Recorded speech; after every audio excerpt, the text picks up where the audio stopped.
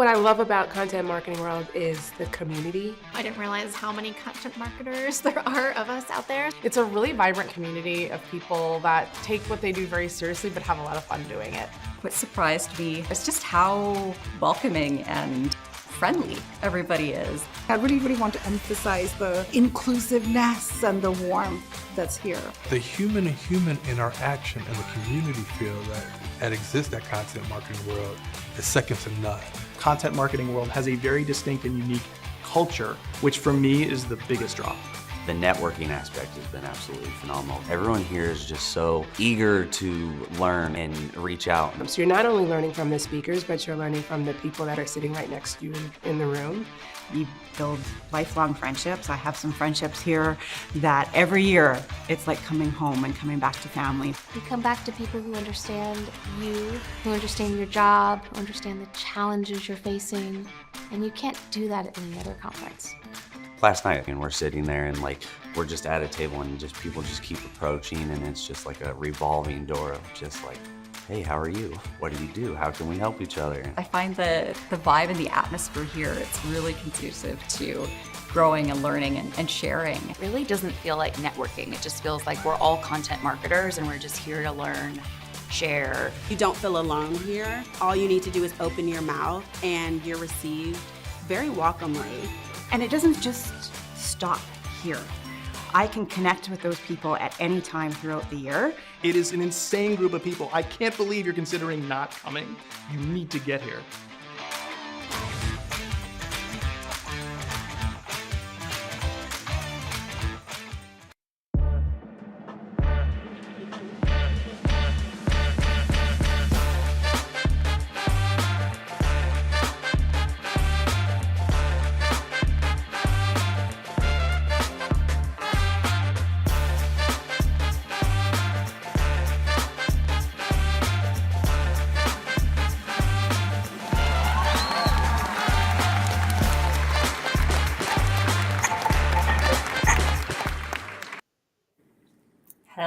Hello, everyone. Thank you so much for joining us. It's Amanda with the Content Marketing Institute.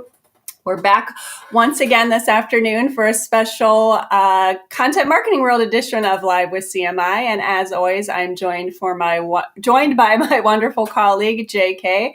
You're all decked out today, JK. I see as well. How's it going today? It is going great. You know, Amanda, I absolutely love the beginning of this video, watching that Content Marketing World promo. I am getting so incredibly excited. I mean, I'm working, as you know, we're in crazy production mode for this wonderful show that we put on, but watching that video gets me so hyped up. It's like, I'm sitting here smiling and watching that video. I'm like, I remember that part. I remember that part. And I'm like, I missed that party. What? I know, it's hard to believe the countdown is on. It's coming up very fast here. September 15th to the 17th, we will be in San Diego once again for Content Marketing World. I have been keeping an eye out because if you don't know, we wear orange to Content Marketing World. So every year I'm always keeping an eye out for what new orange attire I can acquire. For last year I have orange shoes, like orange tennies. So I don't know what I'm going to get this year, but I've been keeping my eye out to see what I should stock my wardrobe with this year. You can raid my closet. I do have years worth of backlog. I know. I was thinking maybe I'll recycle stuff that I've had for like 10 years that I haven't used in a while and do that. JK has orange pants. You could be a member of the Orange Pants Club if you get some bright orange pants and wear them to the conference. So if you don't know about the orange, we wear orange. So I'll have to show some pictures here soon about all of that so people can see what we're talking about.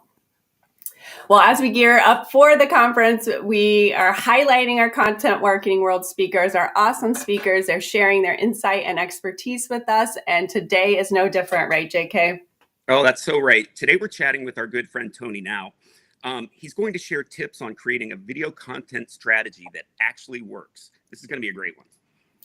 Yes, we can all use that these days. So before we get to all of that, We want to remind you, as always, that this live stream is brought to you by the Content Marketing Institute. And if you don't know who we are the leading training and education organization for, you guessed it, all things content and marketing. You can head over to contentmarketinginstitute.com for all kinds of resources. We do virtual events, we have research, we have articles. So head on over there and check out what we do over there. We do that in addition to Content Marketing World. And as you join us today, we love to know where you're joining us from. Give us a virtual wave, say hello. We really want to hear from all of you. It always makes for a more engaging live stream. So feel free to drop the questions, comments in the comment section as we go along. I will monitor that and check in on your questions if you drop them in there. So we love to hear from all of you. So let's just get right to it today, JK. So this has happened to the best of us. I know that. We spend a lot of time, maybe a lot of money producing a video, and then we think it's so awesome and we put it out there and it just sort of flops. Or maybe it just doesn't meet our expectations. So you definitely want to know what's happening, right, JK? Oh, for sure. And, today we're chatting, like I said, we're chatting with Tony Gnau, founder of T60 Health, and wonderful Content Marketing World 2025 speaker. And we're going to be talking about what's happening and how to fix it. Welcome, Tony. Thank you very much. I appreciate being here. Right. It's great to see both of you. Yes. How many years have you been speaking at Content Marketing World, do you think? 7? Well, yeah, number 7. 7. There you go. Been that long? Oh my gosh. I know, it's crazy. Yeah, 2019 was my first year speaking and have done it every year since then. Wow. So Tony is a pro. So let's start with this, Tony. Literally everyone says this, and every year I feel like we just keep preaching it. We all should be creating videos, right? So what's your take right now on the importance of video and an overall marketing strategy? Well, I mean, look what we're doing right now. I mean, this is it. This is the way people consume their content online these days. I mean, it is all about video. It's short video, it's medium length video, it's long form video. I mean, when people are going to their computers to consume content, I mean, it is usually centered around video in some way. So if you're a brand and you're not already doing video, then you're kind of behind. You need to play catch up. And so it's just, if it is not a part of your strategy, it's not like it's too late or anything. Absolutely jump in, but jump in. Mm-hmm. Yeah. What are we all doing all night long when we're sitting on our couch? Oh, Seriously. absolutely. Yeah. So it's hard not to think that people still aren't doing any sort of video. Yeah. Well, and the data backs it up. I mean, you can go on Google and search video marketing statistics, and all you're going to see is this trend going up of, people watching it, consuming it, brands producing it. So it's if you haven't started, it's time. Mm-hmm. Well, okay, so Amanda had brought this up in her intro, and this is the big one. So what are some of the reasons you think videos flop or don't perform to expectations when by all rights they really should? You put a ton of work into something and you think it's going to be a home run and then nothing. Absolutely. I mean, first and foremost, I think there's a lack of planning. I think we become sort of enamored with the creative process of putting together the video. And as marketers, we all kind of forget the basics that we all know. It's like somebody, I make this joke all the time where, I say somebody raises their hand at a meeting and says, let's do a video. And all common sense goes out the room, they just start talking about the creative and, because that's the exciting part. That's the fun part of video that everyone wants to be a part of. And I totally get that. But let's take a step back. Who's our audience, for this video? Start thinking about, really the granular things that we all know when we're putting together some sort of a marketing campaign. But when it comes to a video, we just seem to sort of forget all of that stuff. So have a plan going in first and foremost. I think that's the biggest thing is have a plan, have a strategy, every video project needs its own strategy for success. So let's make a plan. It doesn't have to be 5 pages, single spaced or anything, just answer some basic, questions like who's your audience and how are you going to promote the video and like all of that sort of stuff. Do it all in advance. It's very important to do that. But then the other thing is, I think that, especially when it comes to videos where it's like, maybe you did plan, you launch, you have all these expectations, like you said, JK, about, what the video is going to do. And then it kind of, doesn't match expectations. And I think a lot of those problems can go back to that first question that I asked, and that is, who's the audience? A lot of times I feel like companies and brands and organizations, they really end up producing videos for themselves. It's like they think it's really exciting. They think it's really cool. They've got this new product or new service or, whatever it might be. They've got their, 10-point, production plan, that they, want to tell everybody about. But their audience really doesn't care about any of that stuff. So it's really cool to them. And so they go out and produce a video on it, and their audience is like, we're not interested in that. We didn't have any interest in that to begin with, so they don't end up watching. And, and we're, people are back at the company going, geez, what's going on? Like, well, why did this video tank, or why didn't it perform as well as we thought?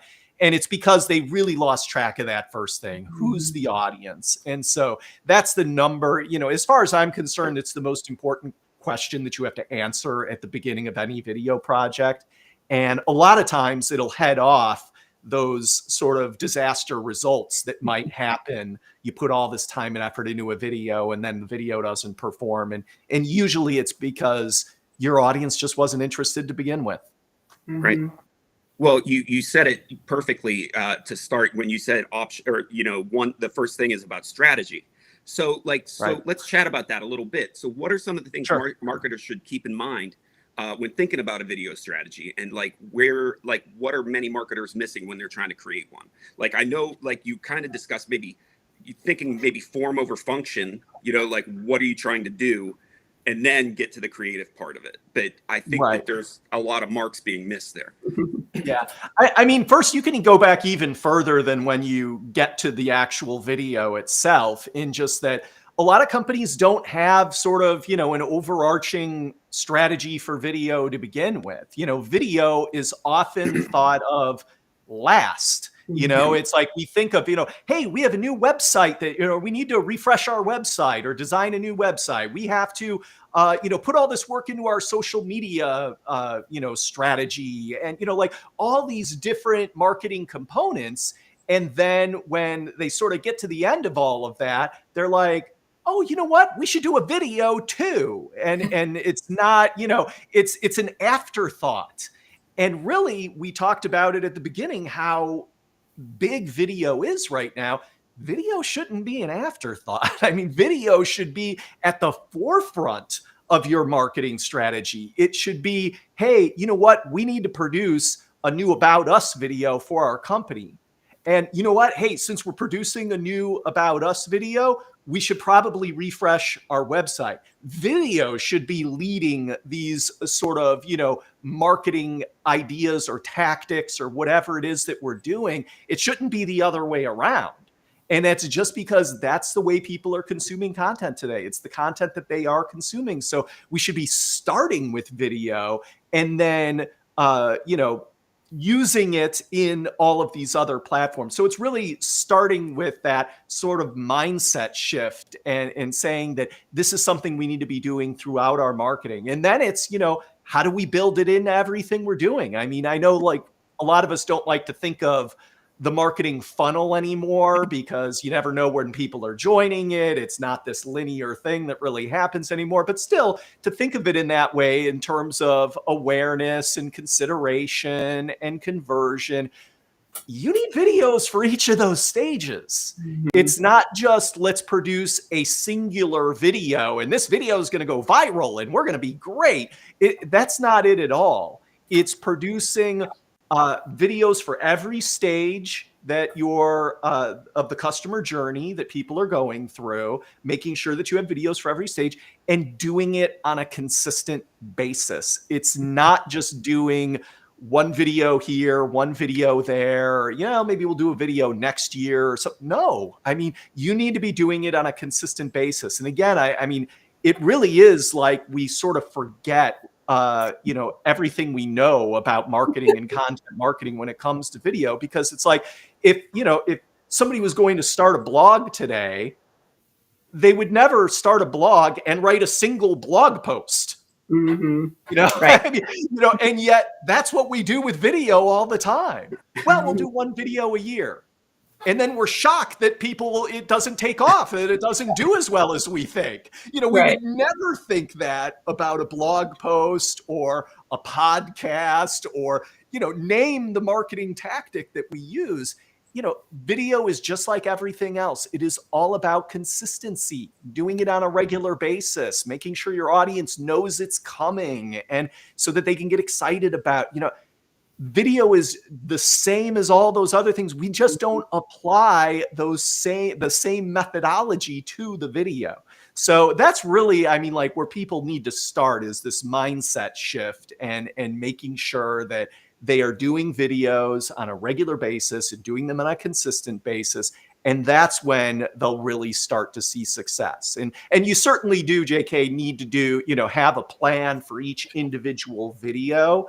That absolutely needs to be a part of it. But if you're not doing the stuff on the back end to begin with, in terms of this overall strategy, then the best video in the whole world is going to be limited in terms of the success it can have. Yeah, and I think a lot of that, which I'll get to, but a lot of that is people are so afraid of video. Like for so long, it's been so hard to do, but I think that barrier to entry, as we all know, has lowered. So going along with that, what sort of videos do you think brands should be creating? What do you see certain ones, do you think, perform a little better than others, or it just depends on like you said, the funnel and where they're going? So DIY versus professional, like, what are your thoughts on all of that? That's a lot, but Yeah, no, I mean, Amanda, you're absolutely right. Just in terms of the barrier of entry has really lowered, and that makes it much easier. I mean, I would love to say, I know some people hear this and they're just like, well, I mean, we don't have the budget for this, or we can't jump in to, do everything at every stage. I mean, build up to it.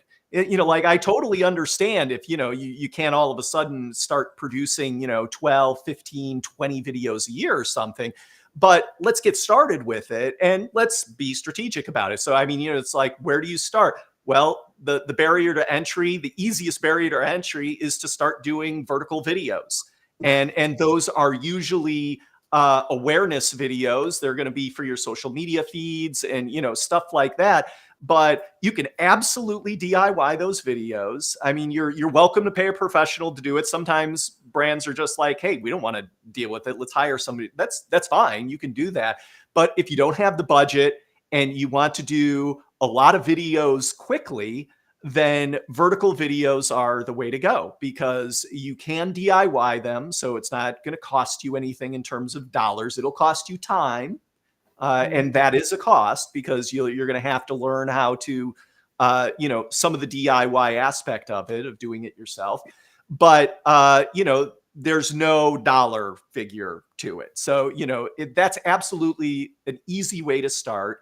But then the brand videos, I always recommend the About Us video. Is if you're going to jump in and do a brand video and you're going to start somewhere, start with the About Us video, because again, it's a video that can be used in so many different ways. You can use it for awareness. You can use it for consideration. You can use it to help convert people. So it's a great kind of catch-all for a singular video. But then you want to break out from there and do other videos that I consider the core videos to be the About Us video, product or service videos, and then testimonial videos. And the way I usually put it is, the closer you get to conversion, the more you might want to consider hiring a professional. So it's like you start thinking about the videos you want to use in various stages of your marketing. The awareness stage, DIY those videos, do those, vertical videos. That's totally fine. But as you get down closer to conversion and you want like maybe a really great testimonial to put somebody over the top and turn them into a customer or a client or something like that, that's where you might want to turn to a professional, have somebody produce it that really understands video and how to tell a good story and that sort of thing. And that's when you turn to the pros. Yeah, I would agree. Having a good mix of, which is what we do here. We have a mix of our own vertical camera we're doing them versus having the professional crew. So, we have that mix because I agree, like it's important for your promotional videos or something to have, you can do both at two different kinds, but there's definitely, and like you said, you might not have the budget at first, but if you're proving that they're working over time, getting that budget gets easier as well. That's exactly right. Yep. To proving it. Yeah. So it's a good mix. Yeah, and well, let's chat about the DIY stuff real quick. So like, let's say I have a limited budget. Like, what are some like tools or suggestions you would give to somebody that to make the most out of like a DIY tool? Like, is there anything out there that you would suggest? Or because I know like you were saying, like vertical videos mostly could be DIY, and that's a great place to start. And then, as Amanda said, work your way up to that highly produced video. But let's go to the DIY and just chat about that for a second. Well, I mean, first and foremost, the video camera that's in your pocket or purse, meaning your phone, is totally fine. Like the video cameras that are in our phones these days are better than the professional cameras I was using, 7, 8 years ago. It's crazy. And they're just in our pockets now.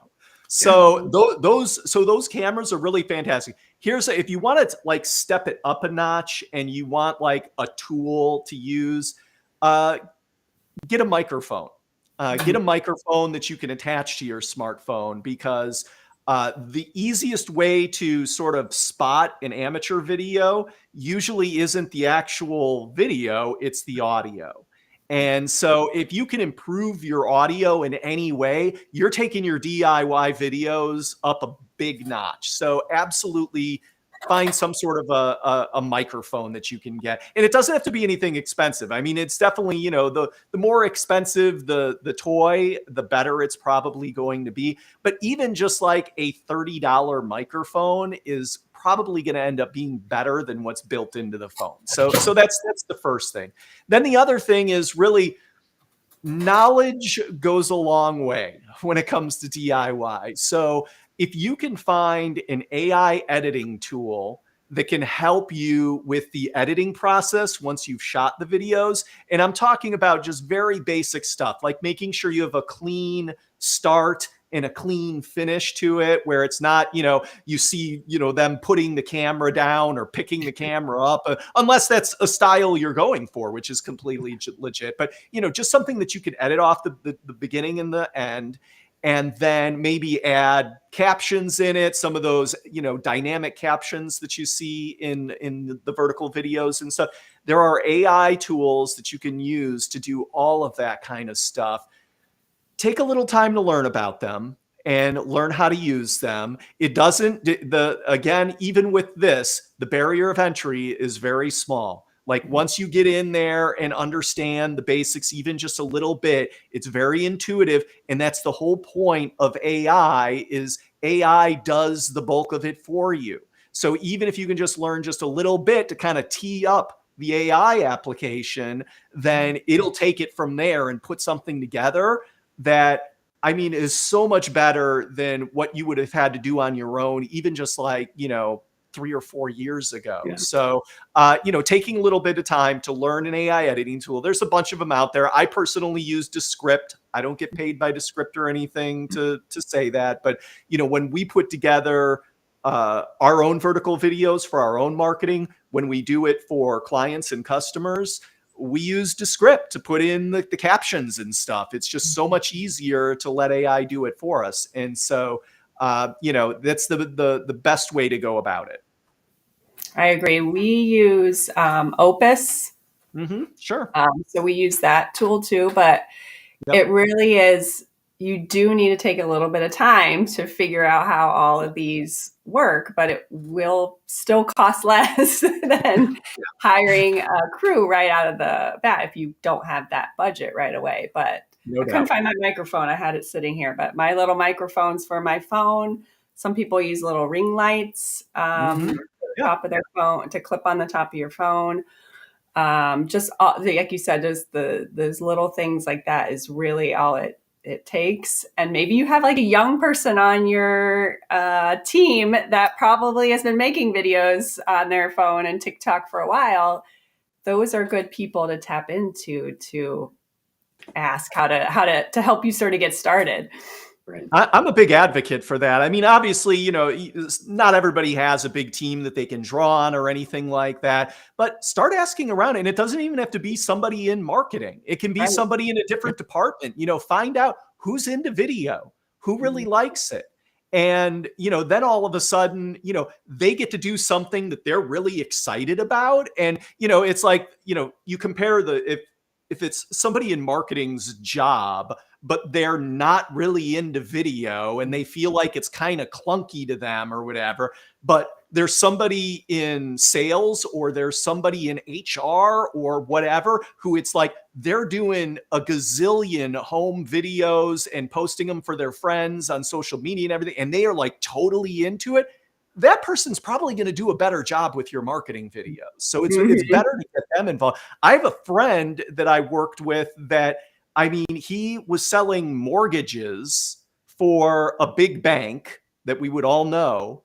And he expressed interest in, you know, hey, we should be doing more video and everything. He's now in charge of the entire video team that they have assembled at this big bank. And he was selling mortgages for them. So it's like, you know, find somebody who's passionate about it because it's gonna turn out better if somebody's into it. That's a great point. And I bet there are people in your organization that do, especially younger folks, because they've been brought up in a different world than we were. So they're all used to doing all of those videos. We had a couple of questions here, and get your take on it, Tony, is if you're someone was asking, and I think we get this a lot, like what's your ideal length for a video on each platform? You know, outside of cost, that is the number one question. I always think of length in terms of push versus pull. And so what I mean by that is if you are creating a social media video that nobody has asked for, you are pushing it out to the audience, you're pushing it on people, you want to keep those videos short. And I usually think of short as being 60 seconds or less. But as we all know, when it comes to vertical videos and stuff, I mean, it could be 10 seconds. I mean, you know, it's, you know, but a minute or less. But then when it comes to something like, you know, an About Us video that maybe its primary purpose is to live on the About Us page at your website or the front page of your website, well, that's a completely different scenario because people have come to this website to learn more about you and your company. So now they're in a pull situation. You can pull them into you.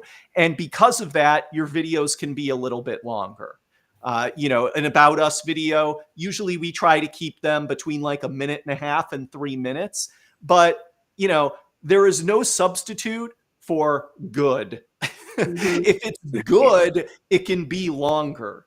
And that goes for whether it's a social media video, a brand video that's on your website. If it's good, then, you know, really throw the number out, you know, but the problem is that sometimes people think their video is better than it actually is, you know, so that's why you want to kind of have the time frames in mind. But I think it's, you know, a good rule of thumb is if you're not sure, trim it. You know, cut it back a little bit. And I think mainly the big hang up with actual video times these days has less to do about the video itself and really about the counter that is at the bottom of the, you know, the player that is playing the video, because somebody might look at an 8-minute video and you go, 8 minutes? I don't want to sit here and watch that. Whereas, same company, same subject matter, if it was 2 minutes and 14 seconds, they'd be like, oh, okay, I'll watch that. So I think it has more to do with the decision-making process of watching the video than, what the video is actually like when they've actually made the decision to consume it.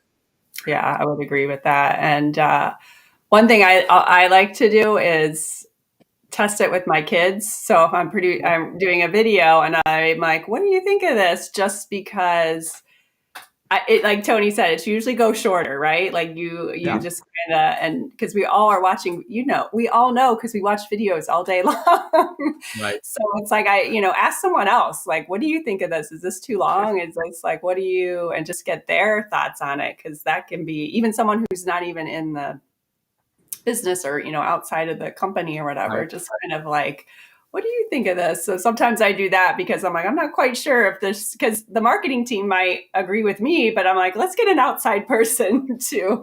Here's kind of an uncomfortable topic Amanda, this is kind of an uncomfortable topic when it comes to video as well, but it's the truth. And that is, the vast majority of people do not watch our videos from beginning to end. Mm-hmm. And as the creators, that's very difficult for us to handle, but it is the absolute truth. And what we really have to keep in mind, and this is like my mantra that I always talk about. I've said this at every Content Marketing World that I've spoken at, and that is video is not about facts and figures. Video is about emotion. Mm-hmm. And so if you can elicit some sort of emotion from your videos, from the audience, use your videos to elicit that emotion, then you're a success. And it doesn't matter whether they bailed on the video after 15 seconds or they watched it to completion at 2 minutes and 48 seconds. If they still walk away with some sort of feeling about that video and it's a positive one, it's the one that you want, then it's been a successful video. Don't get hung up on the time. That's a very, very good point. Perfect. Jess has a quick question here. She's asking about testimonials. And yes, we talked about doing them professionally is better. Can you still DIY your testimonials? I say if that's the only option, go ahead and do them. I think it's better to have them than have a DIY testimonial than no testimonial at all. Right. Just because, these are real people. Telling others that they worked with you and had a good experience. So it's good. The reason why it's better with professionals is just the whole storytelling aspect of it. When you ask somebody, hey, do a testimonial for us, they get on camera and they're really stiff and they're like, we worked with the Content Marketing Institute and it was a really great experience. And the people there, they are really good. And it's just different than if you have somebody across from you that's interviewing you and helping you draw out the sound bites and the stories and everything, and then having somebody piece it together for you that, can do that with real skill because it is a skill. It just turns out way better. So, but if the only option is DIY, please go ahead and DIY, but earmark that and say, when we have some budget, let's go do it professionally. Just because you've done it once as DIY, don't be just satisfied with that. Mm-hmm. You can redo it. You can go back and pull that video down and put a new video up there that's better than the original. And that gets back to sort of the whole thing of you need to be doing this consistently. You need to be doing it on a regular basis and look for efficiencies that you can. You might be shooting one video and say, hey, you know what? It'd be great to do with it. You might be interviewing somebody for one video and say, hey, they might provide a really great testimonial for us. Maybe we should ask them some testimonial questions so we can do that for later. You start thinking in different ways. And so it makes it easier to, start iterating on past videos and making them better for the future. Yep. I agree with what Tony just said. So one more question here, Tony. So we make all the videos, we produce them, whether we do them ourselves, whether we hire someone. The important thing is to remember what we do after we publish the video. That's equally as important, right? You have to promote these videos 100%. I mean, that, you know, it's like, you could have the best video ever for your company, but if you don't get it in front of people and have them watch it, there's absolutely no point in doing it. And too many times people will produce a video, put it up on the website, or post it to YouTube or wherever, and then it's like, well, that's it.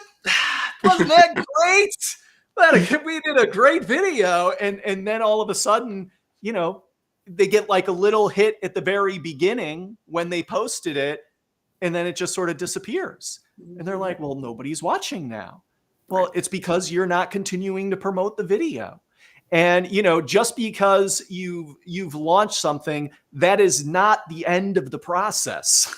You know, you're really just kind of halfway through. I mean, if you want people to watch that video, to continue watching it so that it continues to be of value to the company or organization, you need to keep promoting it. So, you know, if it's, you know, a video that you've posted at your website, it's a, you know, one of those core videos that I talked about, you go ahead and share it on social media at some point. You don't have to do it constantly or anything, but put it on social media, include it in an email campaign of some sort. You're doing a podcast, mention it on the podcast, you know, get it out there into the world. Make sure that people know that it's there and can be watched. And it's just such an important part of the process that people totally drop the ball on all the time. Agreed. And then they go, well, video doesn't work. I guess we shouldn't do it anymore, right?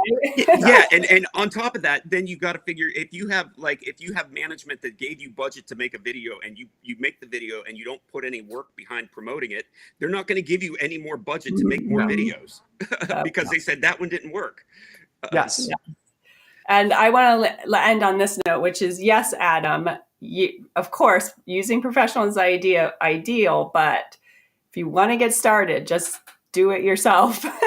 I always say, just start. And your first videos are not going to look like your 10th or 20th or 100th video. Like, you'll get better as you go along. But if everyone's scared to do it, you'll never do it. So, and I mean, the great thing too, just with, you know, the barrier to entry being so low, is that people are far more forgiving of, you know, a video that doesn't have that professional polish. So if it doesn't turn out perfect, if it didn't, you know, look exactly the way you wanted, that's fine. That's a learning experience. You'll build on it for the next one, but it doesn't mean that people aren't going to watch, you know? So let's build that experience as we go and just get to it. Absolutely. Well, Tony is going to be talking about this even more at Content Marketing World, 7th, 8th time, he said. So his session is lights, camera, meh, creating a consistent video marketing strategy that actually performs. He'll be speaking on Tuesday, September 16th. So head on over to contentmarketingworld.com. You can read more about his description there. We'll drop a link in the comments too, so you can get to it directly. So we will see, hopefully some of you, and we'll see Tony. Tony, what is your favorite thing about Content Marketing World? It's homecoming.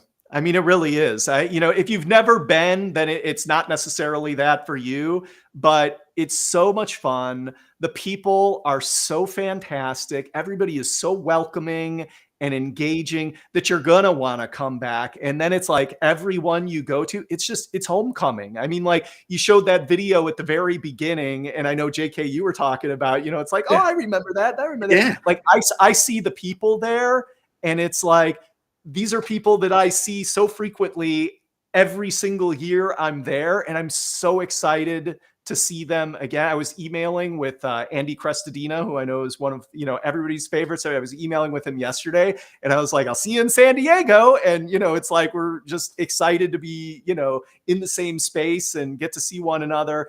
And so I just get so excited about seeing the people, and it's just this real feeling of homecoming and feeling good to be there. And the connections you've made, like, business, professionally and personally, I guess, right? Outside of it have been, I'm sure, invaluable. I honestly can't think of a month that goes by that I'm not like interacting with somebody that I met at Content Marketing World. That's I mean, awesome. it's amazing. All right. Well, we thank you so much for taking the time with us today. Thanks to everyone out there who contributed questions here. If we missed something, I'll jump back in and see if we can answer it and get Tony to answer it as well. So, and we will see you, I don't know, in like 3 weeks or something. 4 weeks, Tony, in San Diego. So thank you again. Have a good week, and we'll see you soon. Thank you for having me. I really appreciate it. All right. See you, Tony. All right. Super. Thank you for everyone who put comments and questions in there. Great discussion. Sorry, I could talk to Tony all day about video since seriously, and those were great questions that came through as well. Yes. Just really interactive today. So, and Tony is such a great presenter. So I'm very excited. I'm specifically looking forward to seeing his session because how much, like even on our team, Amanda, producing videos for Content Marketing Institute and CM World for as long as we've been doing this, and then having like Savannah step in and start doing the short form content for our social feeds. It's just taking off in so many different areas. It's just fantastic. So it's a very exciting topic. Yes. So I know we've talked a lot about Content Marketing World today, but before we go, we want you to know that we are busy here. Like JK said at the top, like we are all in like heads down mode, trying to get ready and make the best experience possible for all of you at Content Marketing World. And one thing we're super excited about is we have a brand new creative impact track at Content Marketing World, and it's presented by our new sister brand, Lions. Yes, the experts behind the Cannes Lions Festival. They are the experts in creative excellence. So this track is designed to give you fresh ways to think about creativity, not just for inspiration, but for real results in your marketing. So here are the 4 great sessions that are planned. You can, as always, see more of this over at contentmarketingworld.com. We also have our keynote speakers, our guy Raz, a podcasting pioneer. We have the folks from The Onion we're excited about as well. So lots of great stuff we're planning for Content Marketing World. We hope you can join us. If you come, JK and I would love to meet you. So hit us up in the DMs or the comments, and we'll make time to chat with all of you. So I think that's it. I know we're running a little long today, but thank you everyone for joining us today. Thank you, JK. Thank you, Tony. We will actually be back in a couple weeks for another Content Marketing World edition of this Live with CMI. So until then, everyone have a great week. All right. See you later. Take care. See ya.